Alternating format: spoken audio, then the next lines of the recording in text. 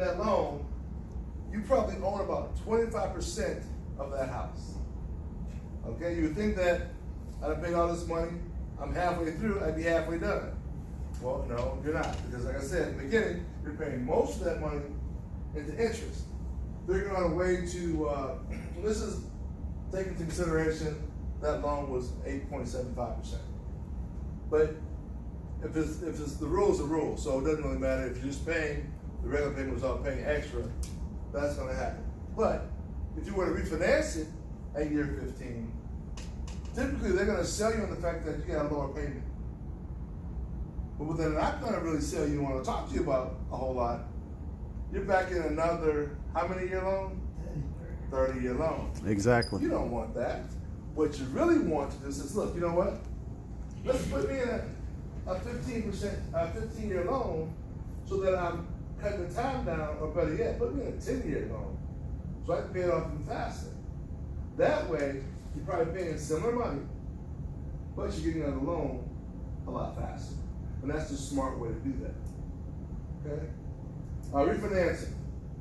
Consider refinancing your loans only can reduce your remaining time in the debt. So that's the answer there. Total interest you'll pay is a function of time in debt rather than your mortgage interest rate. So, for example, even if you were to get a loan that, we'll say 0.5% higher, but you took some credit consumer debt and you bundled it all together. If you were paying a total of say $1,500 for just your mortgage, and you're paying the basic minimums on your consumer debt, say another $300. If you bundle it all together, maybe you went from a 3.5% to a 4% loan, but instead of paying those two mixes there of $2,000, now you're paying $2,000, but all of it is going towards your mortgage. No more consumer debt. If you look at it all together, you're paying off your credit faster because it's paid off, and you'll pay off the mortgage faster because you're putting more money into that mortgage debt as opposed to having it mixed up. That's one of the strategies that we'll show you, explain to you how to get through your debt faster and actually get out of debt faster. Where were we? All right. Don't refinance just to be cash or to buy things. It has to make sense. Don't refinance when your loan is near the end of the term and your payment is mostly principal. Changing homes. When the value of your home is not increasing, that's not time to change. That's not time to change homes. When you have equity and can afford a nicer home. One of the things people don't seem to understand is that when they buy that new home or that first-time home buyer, they haven't paid for the furniture or the appliances or the paint color or all these other things they're going to put into that home. So when the home reassesses, they got this new home, now they're spending extra money, usually on credit cards, to put in the love seat, the flat screens, the pool table, the bed, and all this other stuff into the home. And before you know it, you realize that you don't just have a big house note to pay, you got a whole bunch of credit card bills to pay too with this brand new home. So at that point, you're not just house bored, you find yourself, what would you say? You're up the street without a paddle is what it is. And you don't realize it because you got all tied into my new home, okay? It becomes your new cell. That's what it becomes. That's what I just want to say. I think the last one here is equity. Yep. If you have too much house, and your equity will yield more in other investments. So from a financial improvement worksheet, we're talking about number 9, number 10, 26, 27, and 28. Those 5 there make sense. You check them off. F and P on the right side. Yep. Great job. Great job. All right. Yeah, just keep that. This is going. Yep. So That's one of the most important things, guys and gals, of creating wealth is understanding that rule. That 50-25 principle rule, most real estate agents, most bankers, but they apply it against you all the time. My grandfather, who never had a high school education on my father's side, never made more than $35,000 a year, worked as a porter at a hotel in Chicago, grew up in Algiers, Louisiana. When he passed away, not only did he put 5 kids through college, but he also owned several homes, he owned real estate, and he was worth over $3 million. So it wasn't necessarily his high school or lack of college education, but he did have common sense. And he never talked to us about it, he just showed us. And what do your kids do? Do they do what you say, or do they do what you do? They do what you do, okay? So let's roll to the hole, and let's talk about who wants to be a millionaire. By show of hands, who would like to be a millionaire? By show of hands, who would like their children to be millionaires? Okay? So I can show you one quick step in this booklet by having a 7% return on your money. How many people here have children who are 15 years or younger? By show of hands. Okay? Ron, why don't you do me a favor? What's the age of your child? Right now, 2. Okay, so let's just assume that you have a child that's 13. What does it say under 13, what you would have to do to get your son or daughter in place to have $1 million? If you can just read that column straight across for me. All right. Get your retirement, 52, invested monthly, $670 invested. Now let me ask you a question, Ron. $670 is a lot of money right now, right? Yeah. But what's the return? 3%. Yeah. That's negligible. That's at the rate of inflation.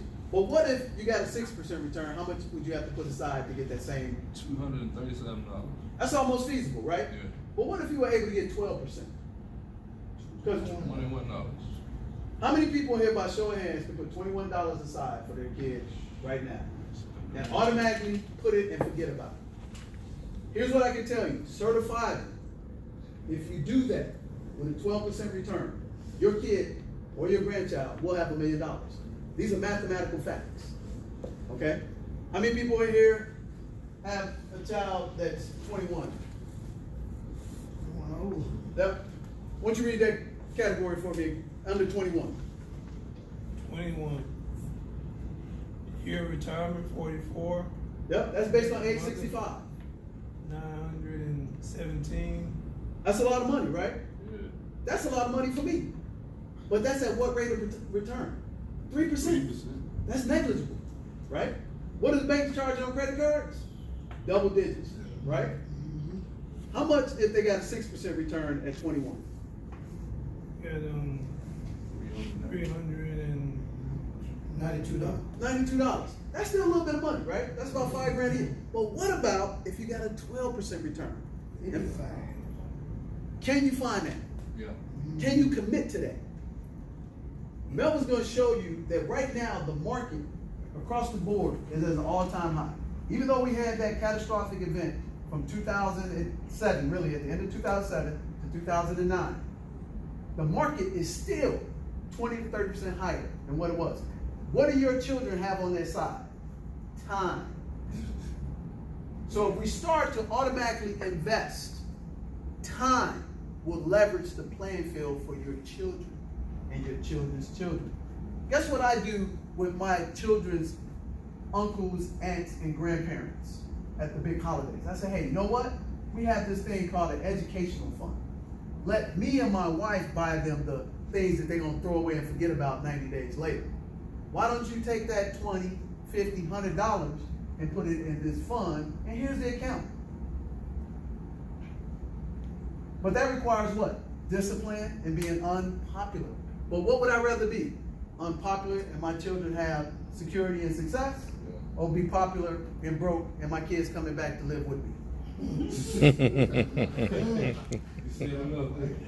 Did that resonate? Yeah. Because that boomerang comes back, don't it? Now let's just say, how many people in here, let's say just yourself, if you're about to be a retiree, let's assume, you're 45, you got 20 years. With a 12% return, can you invest $1,000 if you were behind? If you figure some things out. See, we'll do what we're excited about. This is sexy, but it ain't sexy in American landscape because they want to sell us what? Consumerism. But they are focusing on capitalism from the business side. Does that make sense? So let's go to the bottom of the page here. My FIN. Everybody should want to know what FIN means. That means your financial independent number. There's an actual number mathematically that you can get to once you put a plan together that you can work. And day and time, you can press that button and do this system and educate yourself with a team around you, you will hit that number. So, financial independent number, people on average need to save between 10 and 15% of their income to have a comfortable retirement. Our question is, what is your FIN number? And if you don't know your FIN number, I want everybody, right now, pull out your financial improvement worksheet. Pull it up and check off number 4. Define my FIN number. And how will we be able to do that? Get the plan. Get the consultation. Guess what? Do you have to pay anything for it? No. Get it, okay? All right, let's move right ahead, because I got to speed up. And let's talk about investing in your future, okay?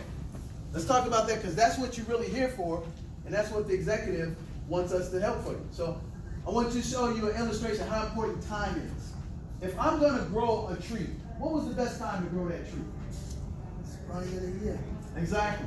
Yesterday. But if I didn't realize that, when is the best time to grow that tree? Right now, right? So if you were 25 years of age and you put $250 a month at a 7% return, and you only did it for 10 years and you stopped, but the result of the interest kept doubling, you can have over $400,000 in the bank. But if you were 10 years older and you actually did the same program for 37 years because you don't have the 10 years, you can actually come up short because the rule of 72 is working against you from a time perspective. Does that make sense? So what I'm trying to share with you now, if you are not in position to do that, but you can find $50, $100. Do it for who? Your children and your children's children. Does that make sense? Okay? So let's go to the book and let's look at these things and let's talk about what a mutual fund is. How many people here are invested in their 403B plan by show of hands? Your retirement plan that the company provides for you? Okay? All right? So the company puts vehicles in it based on what the custodian recommends to them. And in a mutual fund, you have what are called stocks, bonds, A shares, and C shares. Okay? And all you probably do is just look at the statement. But you don't know what's in your vehicle, right? Would you put, 87 octane gas in a luxury car that requires 91% octane or not? What happens? If you do that, the car starts knocking, putting, and stuff like that. It's the same thing with your mutual fund. So all a mutual fund is, ladies and gentlemen, is a professional pool of money managed by somebody like Melvin, who has securities license and regulated by the Securities Exchange Commission. But what you need to know is, what are those funds? What is the difference between an A share and a B share in that fund? And you should not be apologetic about asking your professional, asking your HR director, what are these? Because here's what you need to know too. If the custodian that you are invested with, the company, you don't like it, only 5% of you have to say, I want to see another product available to me. By law, they have to go out and find one to address 5% of the people who have concern. Okay? All right? So let's move right along and let's talk about how to max out your money. Let's go to the book. I have become almost obsessed with the inadequacy of most people's retirement planning. I think retirement planning is terribly important. Ben Stein, anybody ever seen that movie called Ferris Bueller? Dale? He's the professor talking about Bueller. But you know what? People don't know. He actually is a graduate of Wharton College, University of Pennsylvania. He's actually an economic professor. Super wealthy. So he took care of his money thing so he could do what he wanted to do, which was acting. Okay? He has a thing called Ben Stein's money. Okay? So, how to invest in your future. Number one, what's the number one rule we've been talking about? Pay yourself what? First. Always. 7 days a week, and I also say this, twice on Sunday. All right? 7 days a week, twice on Sunday, pay yourself first. Rule number two, build an emergency fund and fund it equivalent to between 3 and 6 months of your net income. Contribute each month until you're there. Let me share this with you, ladies and gentlemen. Ever since the year 2002, my wife and I have contributed automatic out of our checking account to our Roth IRA, our emergency fund, and our retirement plan that we have with our company and her employees. The first 8 days of the month, we have money automatically taken out of account. Am I lying or am I lying, Bill? No, that's true. That's my financial advisor. And guess what we also do? Every 2 to 3 years, we sit back down with Melvin for a complete 2-3 hour session, and we look over all our finances. And we also get updates every quarter. So since I have a son that's about to go to college, I sat back down, my wife and I, with Melvin, and we said, hey, what is the cost going to be for my son to go to Harvard? So he's going to get a scholarship, but it's not going to cover everything. What is my participation? And Melvin said, hey, boom, boom, boom. And then we got together, took the information, and started carrying out the plan. Required what? Discipline. It required to have a great team. You guys are a great team in what you do at the airport, and you're working together as a symphony. Does that make sense? Don't be an independent, rebel rouser. Be a team player. That's where success is on the playing field. So let's go back to the book. Rule number 3, use a certificate of deposit when you want periods to save and protect your principal guaranteed for 5 years or more. Remember we talked about the difference between the money market and the certificate of deposit? Just to protect the principal, okay? Rule number 4, use mutual funds, or what do you call them, Melvin? What are the other vehicles you say invest in? I just said fixing. Yep, fixed annuities, okay? Mutual funds are fixed annuities when you need to save for goals more than 5 years, okay? More than 5 years. And rule number 5, fund your retirement account in the proper order. And I want to show here, here's the game plan. These are the 5 rules of money and investing. The simple rules, okay? Employer plan, Roth IRA. If you max those out, go back and get more from the employer plan. Or if you're starting a little business or something like that as a 1099 contractor, create yourself a self-employment retirement plan or individual Roth IRA. Once you've done that and you've done everything right, here's the other challenge. If you roll up in retirement and you got $2 million in the bank and you've been doing the tax deferred write-offs or not having to pay tax in that 403B, guess who's coming to knock at your door at 70 and a half? Uncle Sam said, guess what? You did great. I'm excited for you. We have a thing called minimum required distributions. Oh, but I don't need that money right now. But you know what? I do. I get you 20 years to put that nest egg, and I need 40% of it right now. And guess what? If you don't, they take it with the tax on top. Am I telling the truth, Malcolm? Yes. So even when you're successful, if you don't know how the tax laws work, you're giving a ton of money back. So let's not be successful and get taxed, because Uncle Sam knows this. The IRS knows this, because you're going to be in the same tax bracket. And that's why I say that when you max out whatever the company's giving you, if that percent happens to be 6%, that's typically the amount.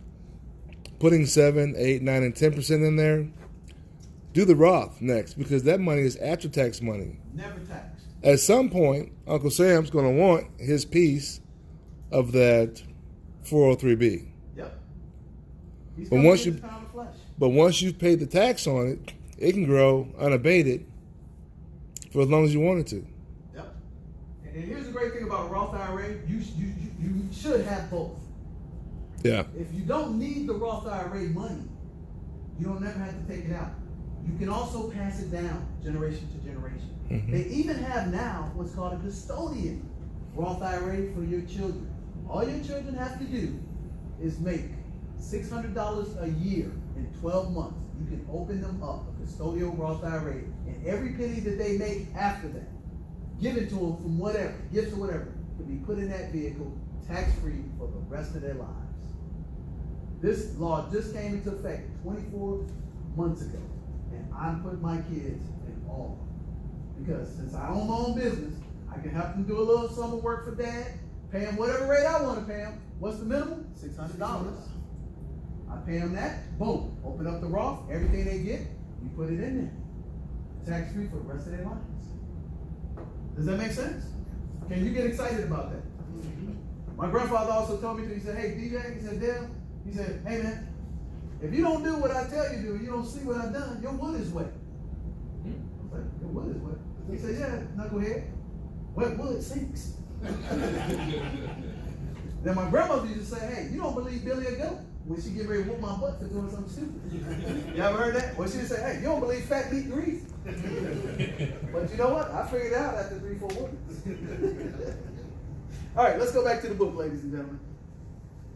Historically, the best long-term investments have been in ownership of shares of companies. Ownership of shares of companies, okay? Investing through mutual funds give you returns 3 ways, okay? Dividends, capital gains, and appreciation. And when you invest in the stocks, you want to invest in dividends because dividends pay you quarterly, it's passive income, and it's shared profits by, blue chip companies. Regular stocks can't compete with that, okay? It's not sexy. Capital gains is real simple. I buy a stock for $10 today. On Friday, it's worth $50. I cash out. I get taxed on the increase of the capital gains tax, okay? Appreciation is on paper, today it's worth 10. On Friday, it's worth 40, so it just appreciates. A lot of times people, you'll hear them say, oh yeah, I'm wealthy on paper, but I have a cash flow challenge, okay? All right, so let's go back to the book. A total of all your returns equals your yield. Your yield. Now remember, principal and potential return on investments is not what, Ron? Is not what? Invest in the stock market is not what? Guaranteed. Guaranteed, yeah. That's right. All right, so there are 6 types of mutual funds. Money market, bonds, balance, large stocks, international, and small cap.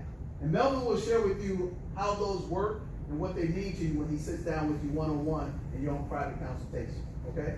Now, maximize your return while minimizing your risk using what we call asset allocation. How many people here like chocolate cake or brownies?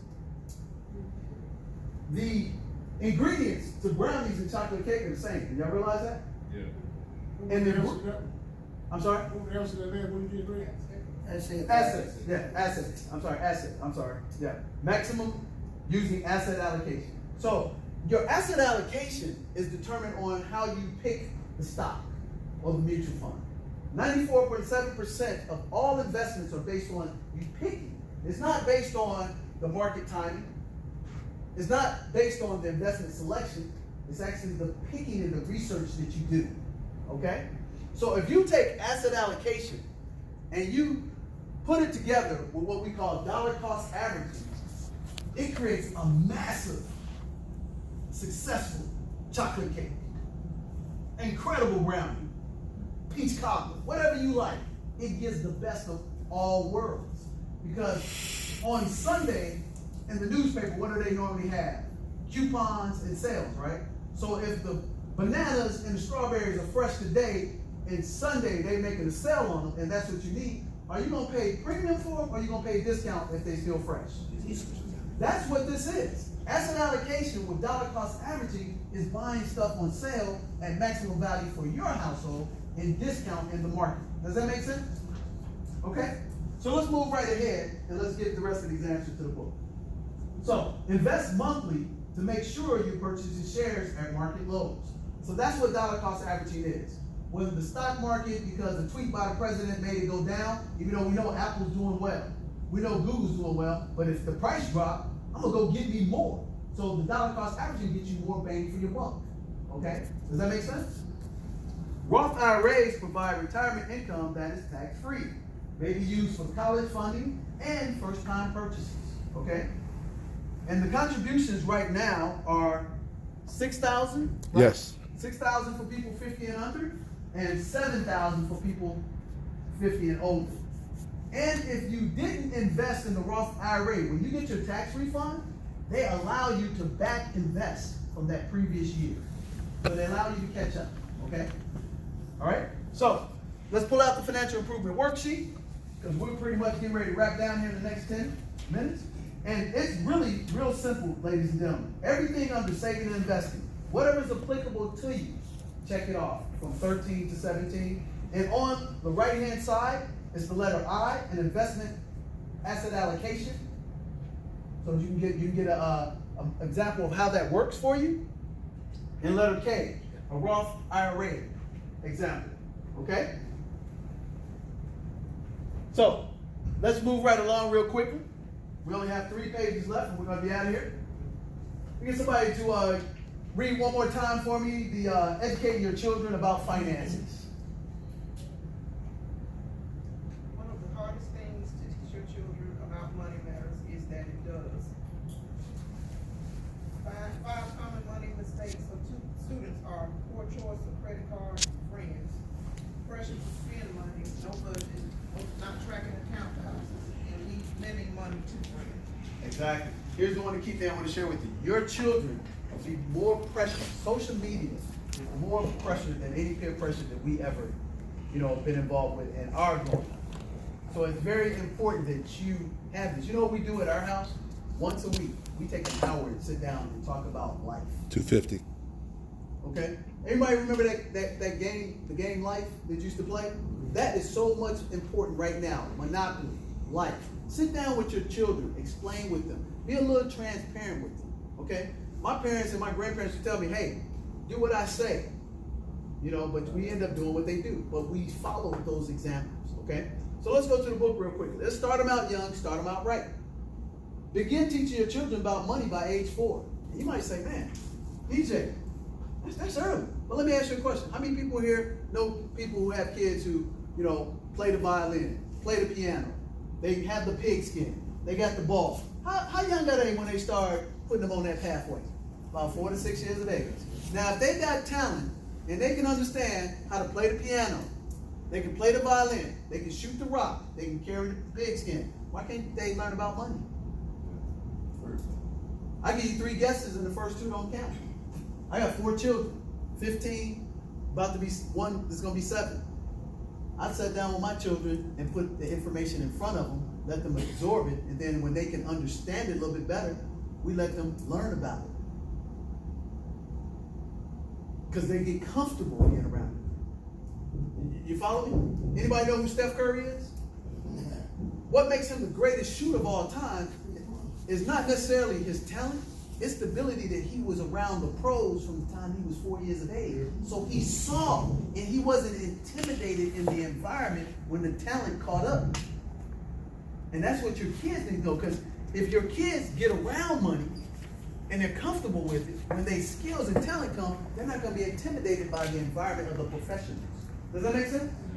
It's the same thing in being an officer, right? If you've experienced a situation where you got to, take a criminal down, that first time, it's kind of joking. But that second, third, fourth time, you know exactly what's coming before it comes. It's the same way you learn, okay? Let's go back to the book. By the age 20, the average child has seen 2 million commercials. 2 million commercials. And I mean everything, from internet to radio to television to print. These are facts, okay? The best teaching is setting a good personal example. Okay? Take your children shopping for the necessities and teach them about finding values. Okay? We have a saying in our house. We like expensive things at Walmart prices. I'm going to say that again. We like expensive things at Walmart prices. Don't come to dad and mom about cheap stuff at cheap prices. And you surely don't come to us about expensive things at expensive prices. That's the theme in our household. We make it like a game, okay? The next thing you want to do, you want to hold a family meeting about finances, okay? Include your children. Let them know about the good and the bad. You don't have to share everything with them, but give them a snapshot, because they're getting a snapshot of everything else in society. Why shouldn't you give them a snapshot over here, okay? There's a game called Cash Flow for Kids by a guy named Robert Kiyosaki, who wrote a book called Rich Dad Poor Dad. It sold over 20 million copies over the past 2.5 decades. And he teaches it at a 3rd grade level. If you get your kids involved in the videos that they watch, they can do the same thing. And they can incrementally become seasoned to get prepared for what they should know. Does that make sense? All right, Don't allow your children to pressure you into making impulse purchases. Teach them about bad habits, okay? Allow your children to make mistakes with their money and don't bail them out. Anybody here, by show of hand, have some teenagers?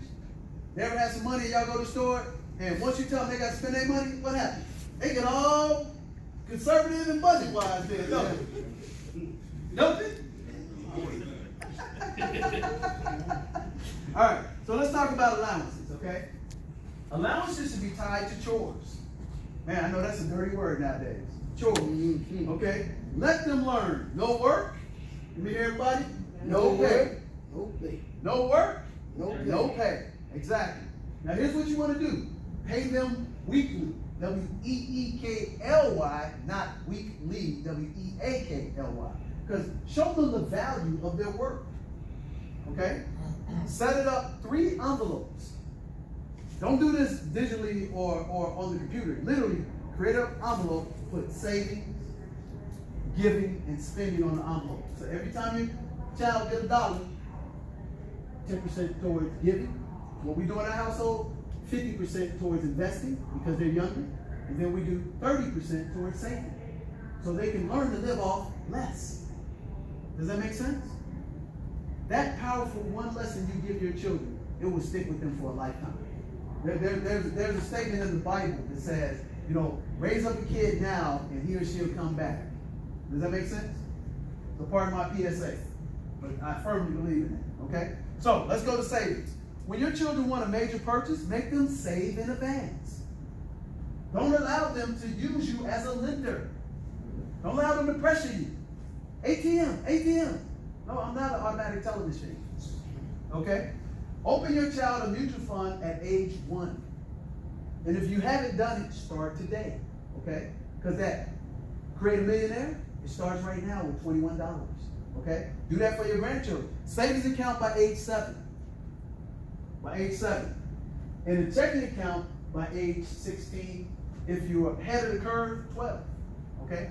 And these will teach them the stewardship of money as they get older. Okay?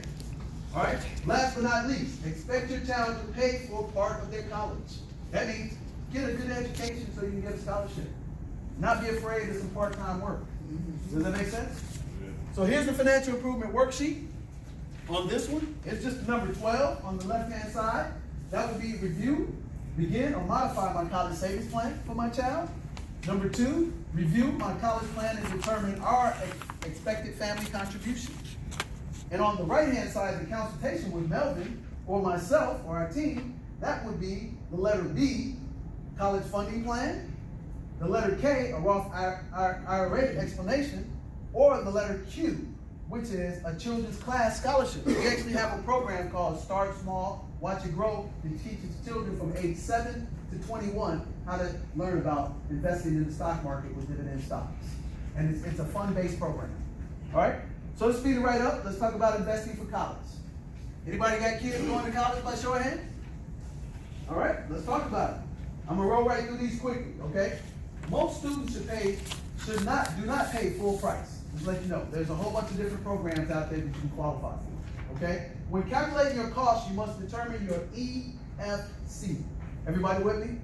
Most kids do not pay full price, and you have to determine what's called your EFC. That is your expected family contribution. Your expected family contribution. And they'll give you a form they call FAFSA, which is your financial aid, package that they give you, okay? Your EFC is calculated by using 3 sources: your income, savings, and your child savings. When they're doing the scholarship analysis and financial need analysis, which one do you think they look at as most important, Melissa? Is it how much money you have or how much money your child has? Nope, it's actually your child. Because your child is the one going to college.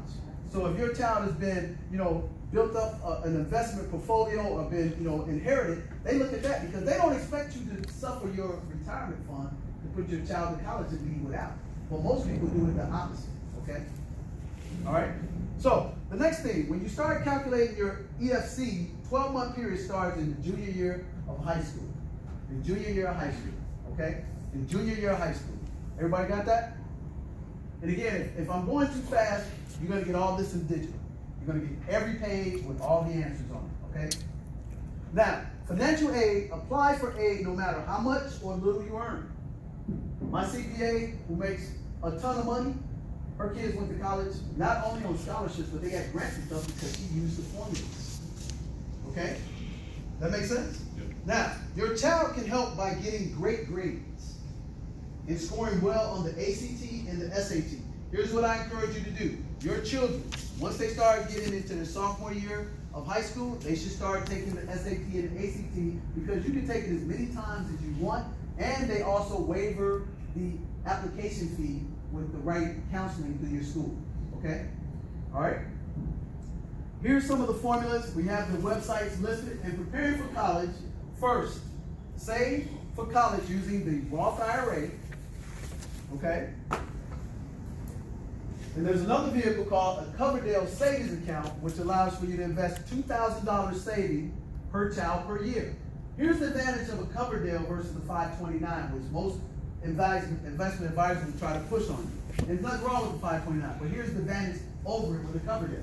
A Coverdale allows you to have any relative that can invest $2,000 per year into your child's scholarship fund, but you cannot do that with a 529.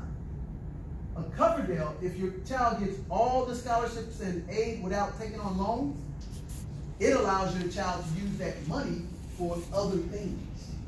If your kid is going to go to boarding school, want to go to culinary school, you can use the Coverdale to do that. 529s are restricted, but they're making changes in the 529s to try to catch up with the Coverdale. And here's the other thing.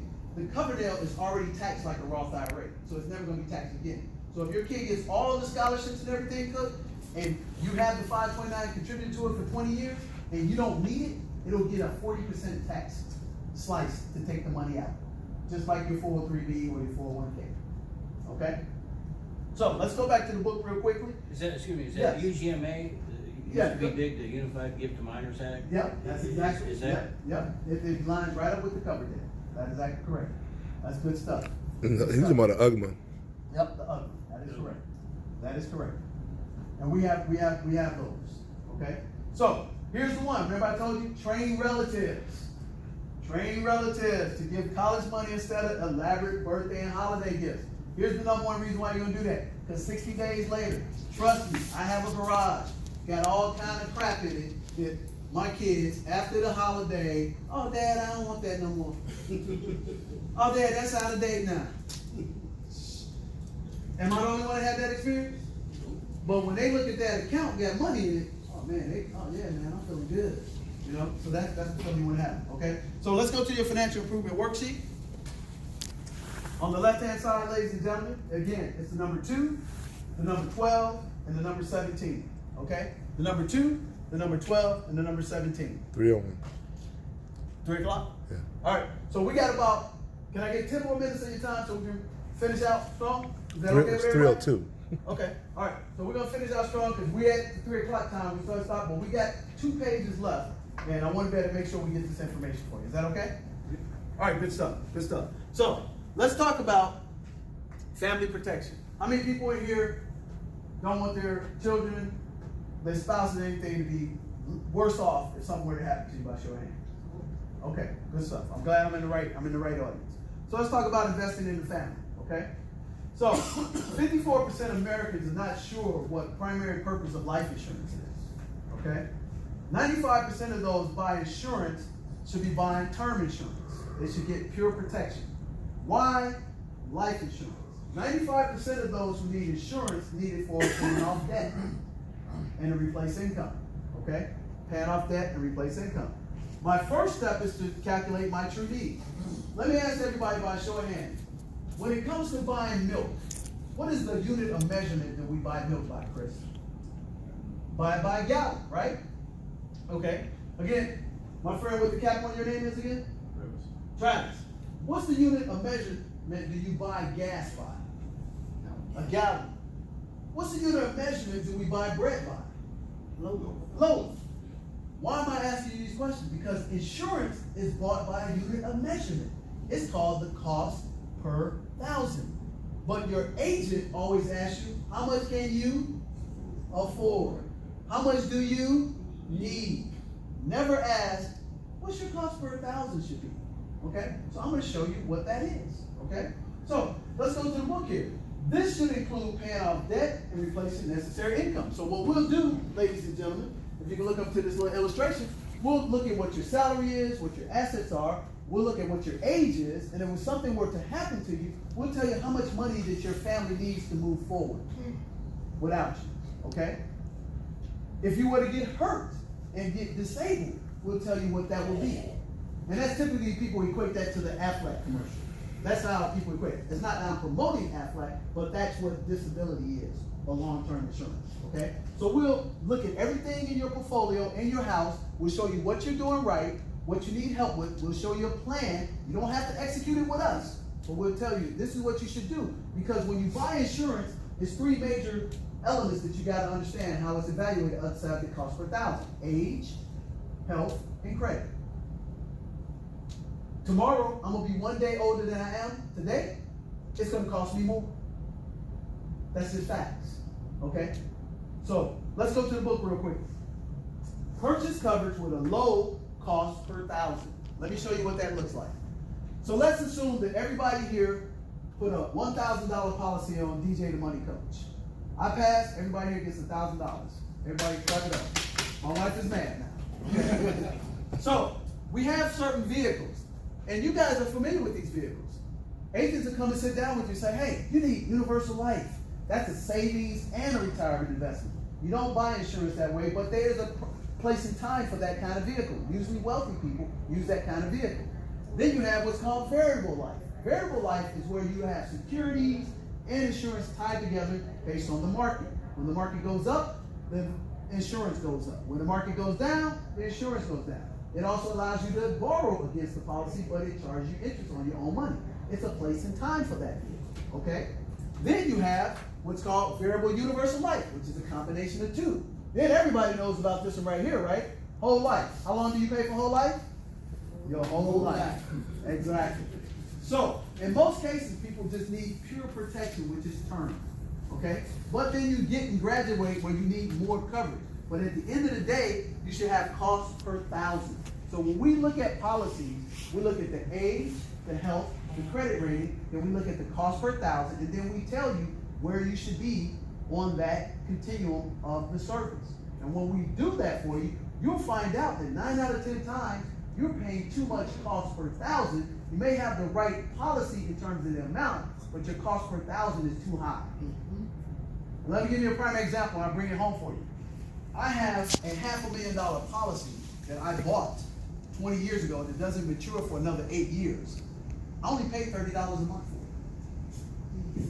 Most of my clients and members pay 2-3 times for a $500,000 policy. But because I knew what the cost per 1,000, I bought it at the right age, I had good credit, I was able to get it at a deep discount. Does that make sense? Another thing is, if you have policies, they can be converted into other permanent insurance. So you don't lose the value of it if it's not appropriate in time and place. Does that make sense? And these things we sit down with you so you don't run through them and get the wrong product at the wrong time. Because all of these vehicles have a proper time and place for you in your life. Would everybody agree with that? Okay, so let's go back to the book real quickly, and let me give you the rest of the answers. Okay? So the next thing is most families' need for insurance remains until retirement, at which time you'll need to be self-insured with assets. Don't buy life insurance as a retirement plan necessarily. Use retirement plans would include superior tax advantages, okay? So don't buy life insurance as a retirement plan and use superior retirement plans for the tax advantages, okay? Recommended product is level term insurance. Level term insurance. Now, 5% of you may need life insurance for estate planning. So if you have an estate that's valued at over $1 million, $2-3 million, that's when you add everything together. Your land, your car, your policies, that's all considered part of your estate, okay? So death benefits may be used to pay off estate taxes, okay? Estate taxes. And the recommended product is second to die. So what that basically means, ladies and gentlemen, is that until both parties pass away, do you get taxed on the property, on the assets, okay? Now, monthly savings tips. Most shouldn't use life insurance as a savings account because you'll pay more in premium because it's not pure protection. Don't purchase individual policies on your children. I know people love seeing these Gerber Life commercials. You know all you have to do? Pay an extra $30, $40 a year, put a rider on your existing policy, okay? Put a rider. Unless your child is making adult income, then they don't need a personal insurance policy. God forbid something will happen to them before us. All you need is a rider, okay? I see too many people that have personal insurance policies and the grandparent thinking they're doing right by getting an insurance policy on the child. Get a rider on your existing policy, okay? We'll evaluate that for you, okay? Now, group term may supplement your need, but it will stop when you leave your job, all right? Also carry full coverage yourself. Also carry full coverage yourself. And when buying term insurance, look for the coverage that is guaranteed renewable. Look for the coverage that's guaranteed renewable. All right? Because they cannot stop it. The rate might go up if you have a health situation that comes afterwards, but they will have to keep you in coverage. And what Melvin always says, if you find a better rate and before you get exchanged, do not cancel your policy. Okay? All right? So, on your worksheet, real quickly, let's check off number 6, which is explore the benefits establishing a trust, which is also important. Number 21 is review the cost and coverage of my life insurance plan. And number N is long-term care evaluation. And number L, life insurance evaluation. And we're about to roll on out of here, ladies and gentlemen. We're going to talk about the last 2 real quickly. Protecting your investments. This is about your home and auto. Okay? Homeowners policies consist of 2 parts: dwelling and liability. And renter's insurance, if you're renting, is similar. Okay? So that dwelling is the first answer, liability is the second. Think about raising your deductible to allow you to increase your liability coverage, and recommended minimums for homeowners is $300,000. $300,000. Now make sure your dwelling coverage is at least 80% of the cost to rebuild. 80% of the cost to rebuild. Because the land ain't going nowhere. The property itself on top of the land is the 80% factor, okay? Auto insurance. Raising your deductible on your auto insurance will also decrease the cost of the premium, okay? So recommended minimums are $100,000 over $300,000 for bodily injury. $100,000 / $300K, okay? $100K / $300K for property damage. And if you have a vehicle that's like 10, 15 years old, there's no reason for you to have full coverage on it. Yes, it's $100,000 / $300,000, $100,000 / $300,000 for property damage, okay?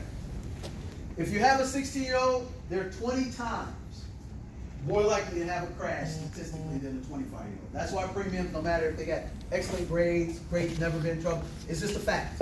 I had 2 accidents when I was 16 to 17. Literally crashed my dad's car 7 days after I got my license, trying to show out for some girl.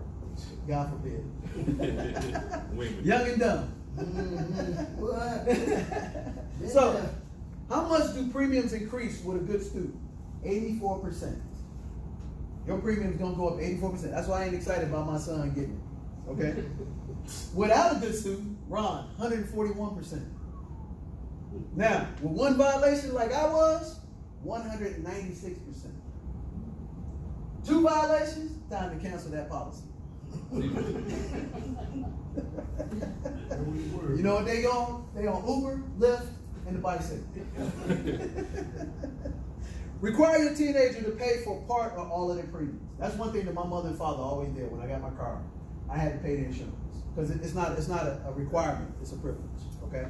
Alright? And then save money by placing your home and auto, everybody knows it, with the same company. Okay? They'll give you a deduction in rates. And then here's another way to protect yourself, get an umbrella policy. Okay? Yep, I'm speeding up now. Alright. So, long-term care, the answer there is savings, qualify for Medicaid, or purchase long-term insurance. And what that basically means, ladies and gentlemen, when you hit 65, there's 6 motory functions that you have. If 3 out of the 6 you are disabled at, you will need some form of long-term care at some point in time. Guess what? If you have parents, like I do, if they don't have that coverage, guess who's their coverage? You are. Same thing for your children, okay? All right, the average annual cost of long-term care in the area is $60,000. Some people don't even make that in the calendar year.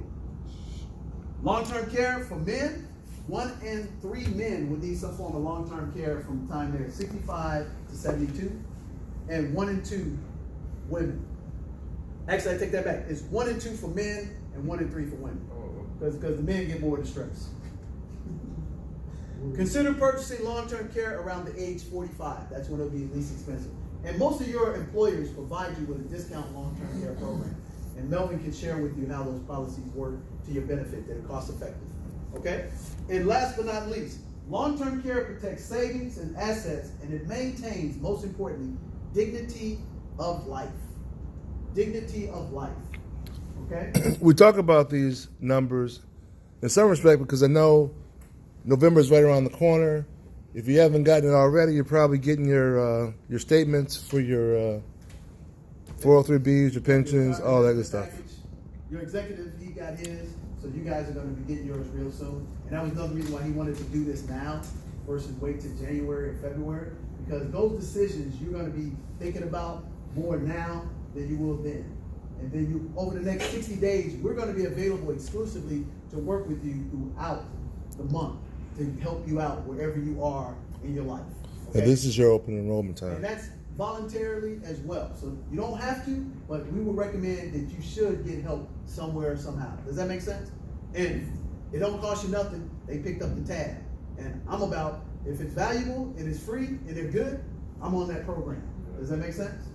All right, so let's pull out our financial improvement worksheet, and that's real quickly, ladies and gentlemen. Under protection, you either check off 22, 23, 24, or 25. And on the right-hand side, it's real simple. That would just be getting an evaluation in, long-term care evaluation, and also L, life insurance evaluation, and M, home and auto evaluation. And this is the last page coming up for us. I want somebody to finish in life right. Who would volunteer this one last time to read that caption for us? Ron, you got us? 7% of Americans die without a will. 3 out of 10 Americans die before retirement.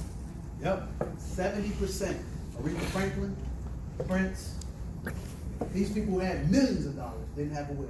One of the most important things you need to have is a powerful, what's called Durable power of attorney. durable power of attorney. What that means is if you get sick, you have to have somebody to execute for you while you're still alive. You may not need the plug pulled, or you may don't want to have expensive bills passed on to your family. So you should have a durable power of attorney, okay? It's called a living will, okay? That's the first thing. We'll do that complimentary consultation for you. So if dying without a will results in my estate being distributed by the state, okay? If you don't have a will, you're covered with a won't, W-O-N''T. I won't get to decide who handles my estate, raise my children, or receive my assets. A durable power of attorney for health care purposes records your wishes regarding to measures taken to keeping you alive. That's very important. Anybody old enough to remember the Terry Shivo's case back in Florida with Bush? Terry Shivo. Where the family and the ex-husband were battling over keeping her on the respirator for a long period of time. That happens daily. People don't realize, okay? And your estate will be put in probate. And even if you do have everything in order, the legal system will take 40% of your proceeds just to determine who is rightfully the beneficiary of it. Just because you don't have a will, it may take you 30, maybe 60 minutes to put together after you did all that work, okay?